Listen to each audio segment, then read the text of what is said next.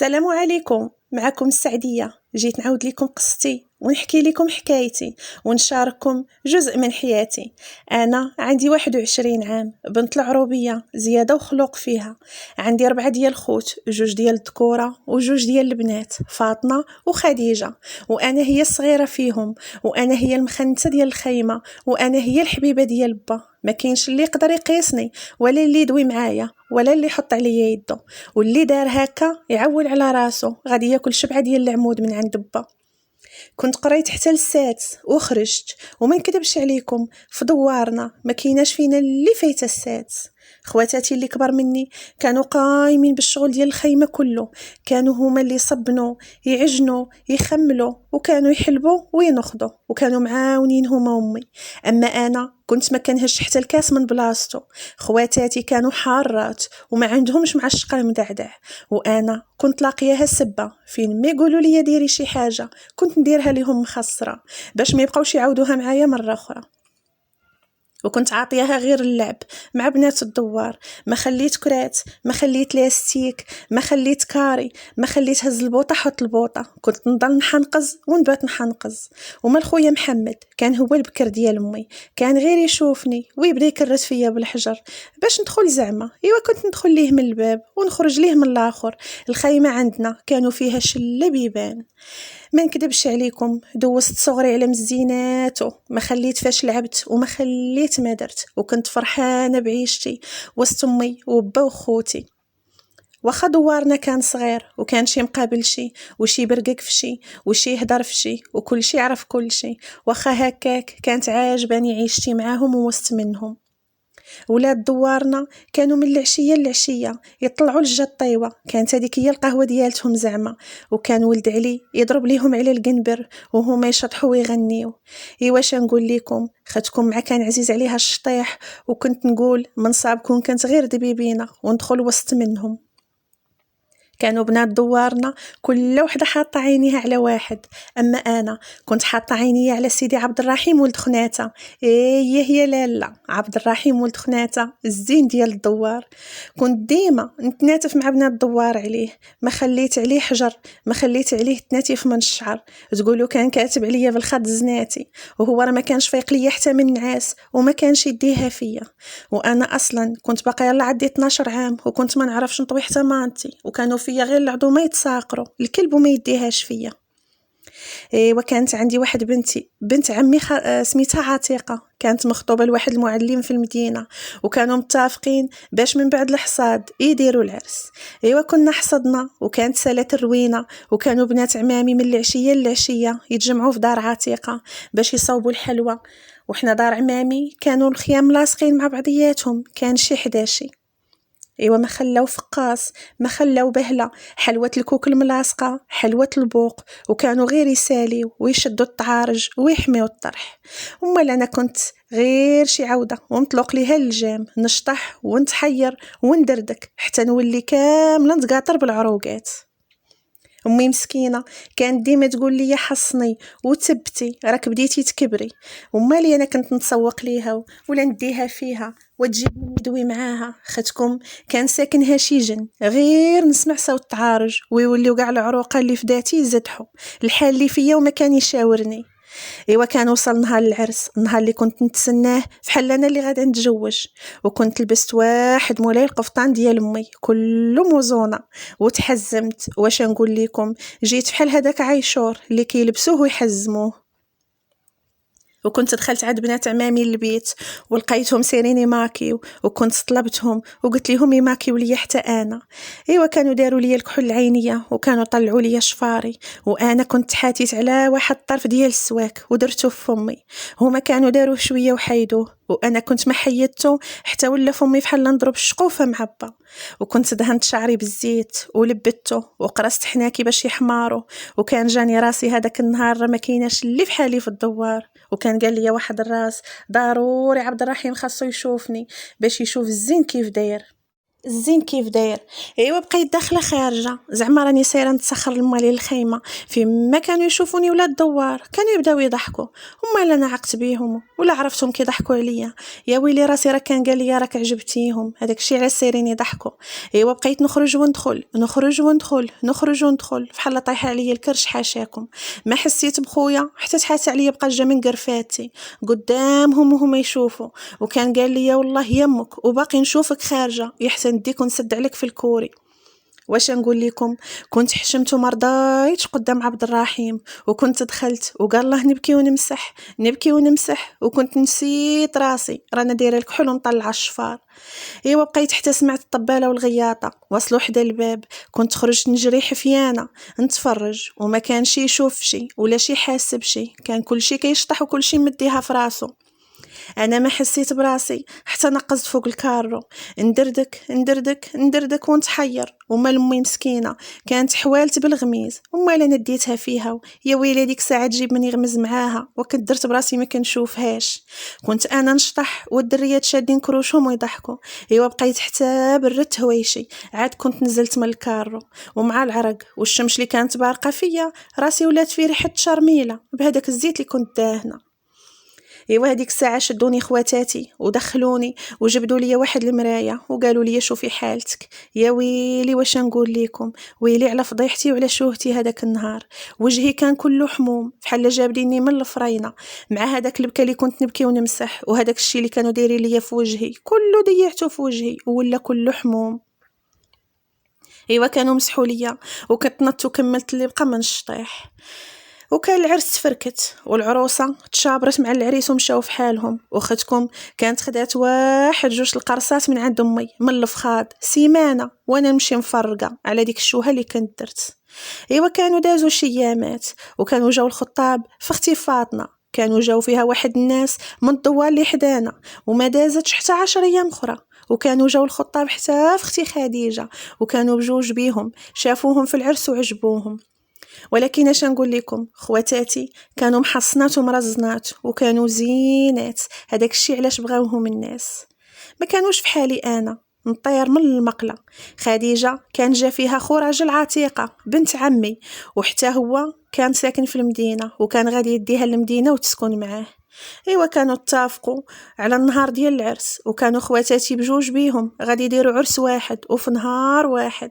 وحتى هو وجدوا ليه بالشطيح وبالرديح، كنا نديروا الحلوى ونشدوا الطعارج ونحميو الطرح.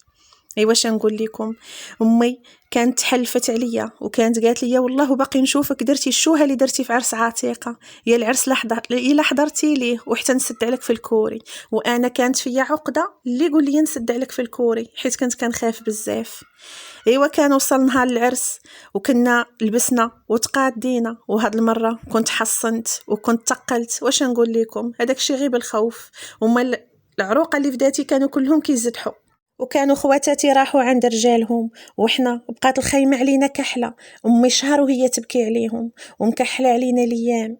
ايوا اختكم السعديه كاع الخنات اللي دوزات وكاع الراحه اللي دوزات غادا تدوز عليها تماره. امي زيدتني للشقا، كاع داكشي اللي كانوا يديروه خواتاتي بجوج وليت نديرو غير بوحدي.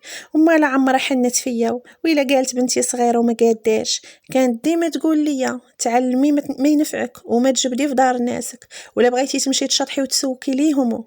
ايوا كنت تعلمت لكل شيء، وكنت وليت مرا وديال الدار، وكنت تقلت وما بقيتش خفيفه بحال الصغر. كانت ولات عندي 17 عام وكنت زيانيت وغلاضيت وتقاديت، وكانوا بداو يجيو فيا الخطاب، وانا كان اللي جا ما يعمرش ليا العين. واحد النهار كان ولد امي خناته خو عبد الرحيم ولد وليد، وكانوا عارضين على هالدوار كاملين باش يحضروا الاسبوع، وعرضوا علينا حنا باش نمشيو عندهم. ايوا قبل ما نمشيو كانت جرتني امي وقالت لي حصني وتبتي، وداك الشطيح اللي كديري وسط خواتاتك وسط بنات عمامك ما ديريهش في الجماعه، راك كبرتي وراك عليك العين. ايوا كنت لبست واحد القفطان ديال الجوهره وكنت درت زيفي فوق راسي. خوتي هذيك الساعه كانوا محرزين عليا الكحول ما نديروش في عينيا حتى نروح لدار راجلي. كان عندنا البنت اللي تماكي عيب، وانا كبرت ولا كل شيء محسوب عليا. ايوا كنا هبطنا عندهم، وفي الطريق كنا تلاقينا بجارتنا نعيمه وبناتها بجوج اللي كانوا صحاباتي في الصغر، واللي كنت نلعب معاهم واللي كنت ناتفاهم على ود عبد الرحيم. في الدخله كنا شفنا عبد الرحيم واقف هو وخوه وواحد جوج صحابو. اش نقول لكم، السيد كبر ولا طول بعرض ولا راجل وديال القلب وتمناه اي وحده. ايوا كنا دخلنا شطحنا ولعبنا وتحتتنا، وكانت دازت عشيه على مزيناتها، ومن بعد كان كل شيء مشى في حاله وحنا رجعنا لخيمتنا. ايوا واحد النهار كنا باركين ما علينا ما بينا، حتى كنشوف امي خناتها واقفه كتعيط من قدام الخيمه ديالنا. حنا جاتنا غريبه حيت امي خناتها كتجي عندنا الا كان عندنا شي فرح، وتا حنا كنا كنمشيو عندها الا كان عندها شي فرح وعارضه علينا. كانت دخلات وكنا دخلناها للقبه الكبيره. ايوا بركت مع امي، وانا كنت مشيت عمرت اتاي، وكنت موجده واحد الطرح ديال الشيار سخوني ترتر، كنت دهنته وجيت حطيته. ايوا كنا شربنا اتاي، وكانت بقات داويه مع امي شويه وهي تقول لها شوف يا هنيه، ما كاين ما نخزن منك، رانا جيت طالبه راغبه في ايد بنتك السعديه لولدي عبد الرحيم، راه شافها نهار جيتو عندنا الاسبوع وراه عجباتو وجدوى معايا وقال لي امي رانا بغيت السعديه وبغيتك تمشي تدوي ليا مع والديها. اش نقول لكم، انا كنت باركه معاهم هذيك الساعه، خدتكم بالفرحه ضربت لي الجلاله على عينيا، ما بقيت كنشوف والو، ما عرفتها فرحه ما عرفتها خلعه. ايوا واش نقول لكم، امي هذيك الساعه كانت ناضت وعيطت على با، وكانت قالت لي دخل تكلم لامي خناتها. با كانت دخل عند امي خناتها وكانت عاودت ليه كاع هذيك الهضره اللي قالت لامي. ايوا با جاوبها في البلاصه، ايوا ما تسناش، قال ليها مرحبا والف مرحبا، ما غاديش نعطيها المحسن منكم، وانتم راكم معروفين في الدوار وهالقبيله كاع كيعرفوكم باللي راكم ناس معقول وناس الله يعمرها دار، وكتهلاو في عيالات ولادكم. وكانوا اتفقوا على النهار اللي غادي يرجعوا عندنا فيه باش يجيبوا لي الخطبه. ايوا كانت سلمت علينا امي خناتها وكانت هبطت في حالها. انا هذيك الساعه كانوا تخلطوا عليا المشاعر وكانت جاتني الفرحه بالبكا، بقيت كنبكي. امي مسكينه ملي شافتني هكاك كيحساب ليها ما بغاش عبد الرحيم وما بغاش نتزوج به، وكانت قالت لي شوفي يا الهبيله راه عبد الرحيم كاع بنات الدوار باغينه وكاع بنات الدوار يتمناوه، شوفي غير الخير اللي عايشين فيه، وشوفي عيالات خوتو ملي كيكون شي فرح غير هما اللي كيكونوا باينين بكثره الذهوبات اللي كيكونوا مزلقين. حيت هالدار عبد الرحيم كانوا معروفين في الدوار بالملاكات وبالبلادات، وكانت عندهم واحد مولاتي الفيرما تسكت الدري لبكى وملك السيبه ما نذاكروش عليها. وكانت قالت لي انتي راك هي الباركه المسعوده ملي شافك وملي عجبتيه وبغاك. ايوا انا كنت غير كنسمع ليها وكنقول ليها في خاطري ميمتي يا خويتي راك ما حاسه بوالو وما عارفه والو، انا عبد الرحيم راه كاع بنات الدوار تناتفت معاهم عليه وكنت كنبات الليالي نحلم به. ايوا امي هذيك الساعه كانت هزت التليفون وكانت عيطت على خواتاتي بجوج بيهم، وكانت عاودت ليهم. خواتاتي كانوا فرحوا بزاف ملي عرفوه ولد امي خناتها، وكانوا زغرتوا لي في التليفون. امي كانت قالت لهم ديروا في حسابكم غتجيو عندي 3 ايام ولا يومين قبل الخطبه باش توجدوا معايا وتصاوبوا معايا وتقادوا معايا. ايوا داك الشيء اللي كان، خواتاتي كانوا جاو ب3 ايام قبل، وكان صوبنا الحلوى وصوبنا الملاوي ورزت القاضي وكنا وجدنا كل شيء على حقه وطريقه. با كان هبط للمدينه وكان تقدى الدجاج وكان تقدى السفه الديسير وكان جاب معاه السلعه وكاع هذاك الشيء اللي امي كانت كاتبه ليه. ايوا بالليله قبل كانت الخيمه علينا عمرات وكانوا كاع الحباب جاو اللي كانت عارضه عليهم امي باش يجيو يحضروا لي لخطبتي، وكنا نعسنا بكري وفي الصباح كنا فقنا على النبوري كلنا ناض شنو يدير. الدجاج كانوا خواتاتي يشرملوه بالليل وفي الصباح ناضوا غير يطيبوه ويحمروه، وامي كانت مشات تصوف في السفه، وبنات عمامي كانوا قادوا الحلاوي في الطباصل وكانوا قادوا الصواني. اما انا كنت دخلت لواحد البيت ولبست قفطاني وقاديت وجهي وكنت درت فولاري وكنت بركت كنتسنى. خواتاتي وبنات عمي هذاك النهار ما خلاونيش نحط ايديا في المبارد وقالوا لي غير بركي وارتاحي وقادي غير راسك، اليوم راه النهار نهارك. ايوا داكشي اللي كان، خواتاتي وبنات عمي كانوا قاموا بالشغل كامل وكانوا وجدوا كل شيء وكانوا طيبوا كل شيء وصافي كل شيء كان وجد، وكانوا مشاو لبسوا حوايجهم وبدلوا عليهم. ايوا كنا كنتسناو غير في الناس امتى يجيو. شويه وهو يدخل عندنا خويا محمد، قال لنا وجدوا راسكم، الناس راه خرجوا من دارهم وراهم جايين طالعين عندكم، حيت حنا كنا ساكنين فوق منهم وكنا ديما كنشوفوا الداخل والخارج من عندهم. واش نقول لكم، كانوا حتى وصلوا قدام الباب وكانت امي طلقات ليهم بنات عمامي، عيالات عمامي، خالتي، وكانوا دخلوا الرجال القبه الكبيره وكانوا دخلوا العيالات القبه الصغيره، وكانوا قدموا ليهم اتاي والحلوى وبقاو كيتحتوا بيناتهم لا رجال ولا عيالات. شويه حتى كنسمعوا في الرجال كيقراو في الفاتحه، هذيك الساعه العيالات كانوا بداو كيزغرتوا، هذا كان دليل على انهم صافي اتفقوا وبا عطاني ليهم. واش نقول لكم، كان دازت عشيه على مزويناتها، وكانوا من بعد ما اتفقوا العيالات بداو كيشطحوا بالطعارج وبالبندير، حيت حنا فين ما كان عندنا شي فرح في قبيلتنا كانوا العيالات كيحميو الطرح غير مع بعضياتهم. كانوا قدموا ليهم العشاء وكانوا تعشاو، ومن بعد كان كلشي مشى في حاله. امي كانت سولت با وكانت قالت لي علاش اتفقتوا واشنو تسليتوا، كان قال ليها في شهر 3 غادي يكون العرس وغادي يتكاتبوا في هاد السيمانه ان شاء الله، ورانا من غدا غادي نمشي باش نبدا نجمع ليها في اوراقها. اش نقول لكم، انا ملي سمعت شهر 3 جاني بعيد بزاف واجا يوصلوا، حنا واخا كنا يلا في شهر 1 وشهر 3 كانت باقا لي شهرين، وهذيك الشهرين ما نكذبش عليكم يا البنات جاتني بحال راها عامين وكتر. وبا مع الصباح كان مشى وكان بدا يطلع ليا في اوراقيه، وكان كل شيء تيسر وكان كل شيء سهل، وما دازتش 3 ايام وكانوا اوراقي كلهم تجمعوا. وعبد الرحيم حتى هو كان جمع اوراقيه كاملين، وكانوا اتفقوا باش نهار الخميس غادي نهبطوا للمدينه باش نتكاتبوا. واش نقول لكم، ليله الاربعاء ختكم ما نعساتش وما جانيش النعاس، بت الليل كامل وانا فايقه بكثره ما كنت فرحانه، واخيرا غدا نولي مراته على سنه الله ورسوله قدام الله وقدام الناس كاملين.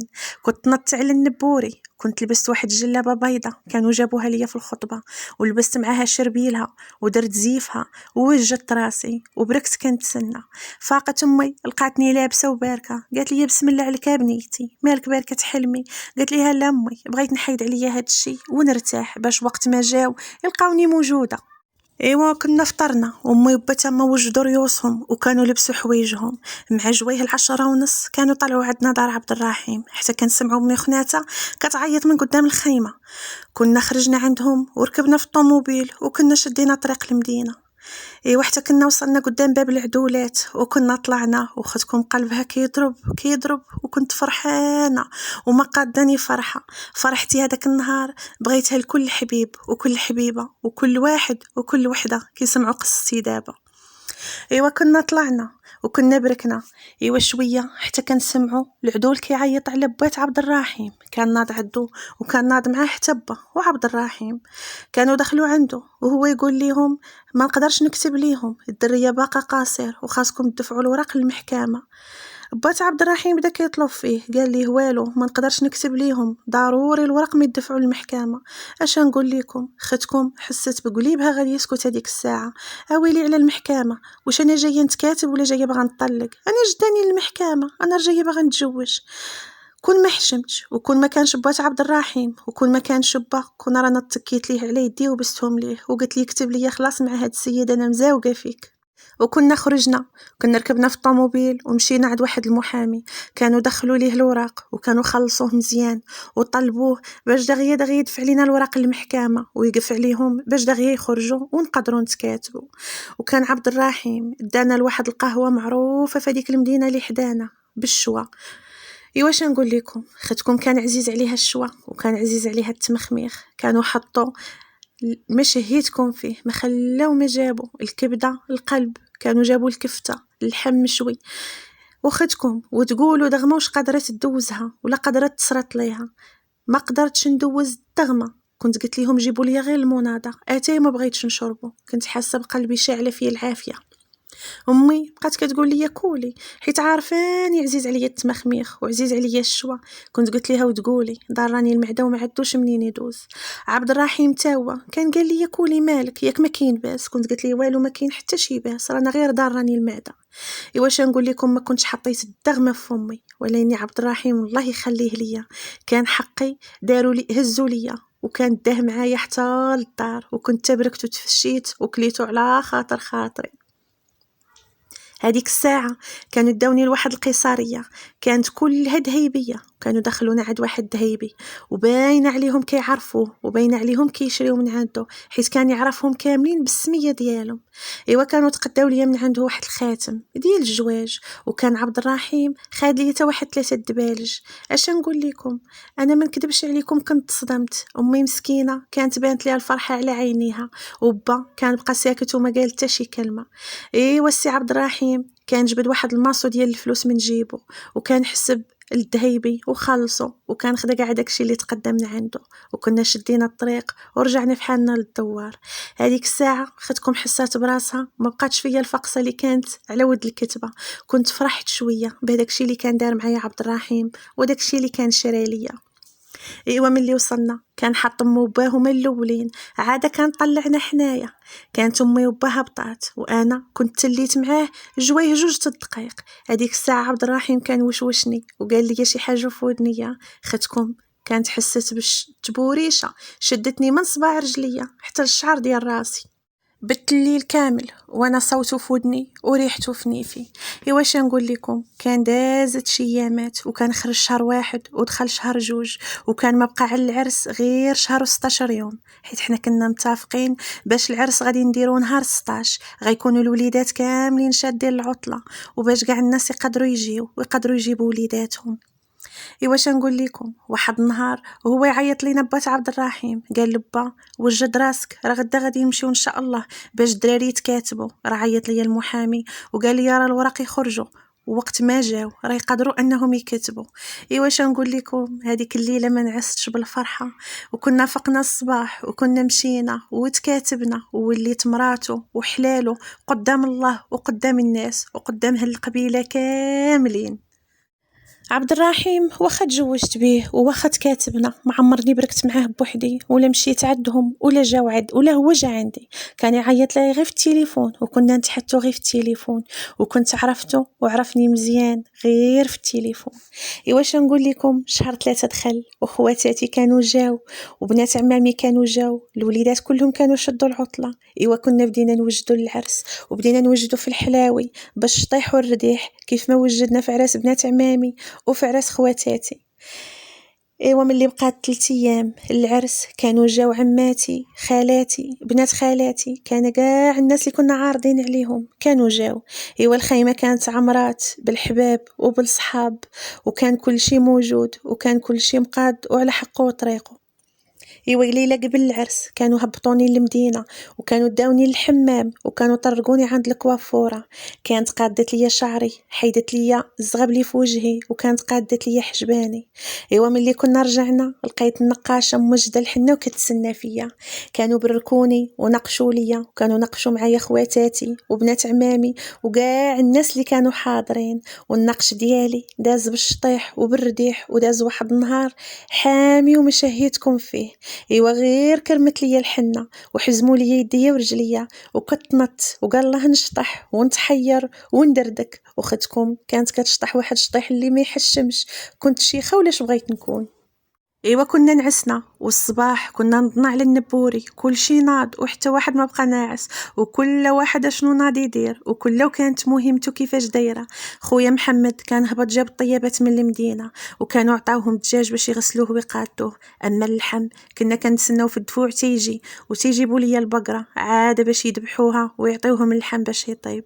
وانا كانوا دخلوني واحد بنات عماتي البيت، كانوا كوافورات في المدينه، وكانوا قادوا لي وجهي وماكاو ليا، وكانوا داروا لي واحد المشط لشعري، وكانوا لبسوني واحد التكشيطه وقادوني وصوبوني ودخلوني للقبه الكبيره، وكانوا بركوني في البلاصه المخيره.